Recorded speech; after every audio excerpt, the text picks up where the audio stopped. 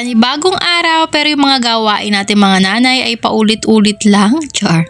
Magandang araw! Dahil nga tanghali na at magdadala pa tayo ng pagkain sa school para kay Mickey Boy ay dali-dali na tayo nagluto at for today's ulam nga ay tinola na lang ang lulutuin natin. Medyo matagal-tagal na rin tayo since nakapagluto ng tinola at dahil may budget si mama ito na lang ating lutuin. Char. Nagisa na nga ako dyan ng bawang, sibuyas at luya at isinunod ko na rin tong karne ng manok at para po malesin natin yung masyadong malansa ay igisa po nating mabuti kaya naman takloban muna natin. Napaisip pa nga po ako na why not ilipat ko sa isang malaking lutuan kasi hindi natin madadagdagan ng sabaw. Sayang naman kasi kung kukunti lang ang sabaw, pwede pa natin itong ulamin hanggang hapon. Syempre mindset tayo, tipid din sa gasol. Masarap din kasi sa tinola ang maraming sabaw kaya naman mas maigi na itong malaki para mas marami tayong mailagay. Medyo maraming manok din kasi itong nailuto ko kaya ang sabi ko sa sarili ko ito'y hanggang gabi na. Minsan talaga ugali ko na rin yung dinadamihan ko ang ulam sa tanghali para naman hanggang hapon ay hindi na ako mag-iisip, yun na rin. Bukod sa nga napakahirap ng mag-isip ng ulam dahil lahat ay nailuto mo na at syempre hindi rin naman lagi may budget ay talaga namang nakakapagod din naman kapag maya ka na nagluluto. Buti na lang nga po at sa tinagal na ng panahon ay natuto na rin ang motherhood yung magluto dahil dati ay talagang wala akong alam, kumakain na lang talaga ako basta. Si Papa Bernard talaga in charge sa amin sa pagluluto. Pero dahil nga nanay ka ay walang hindi kayang gawin kaya naman eto't medyo magaling-galing na. Charot. Dati talaga inaabangan ko lagi ang pagsubo ni Papa Bernard kung ano sasabihin niya sa luto ko. Pero hindi naman niya sinasabing hindi masarap. Pero ngayon,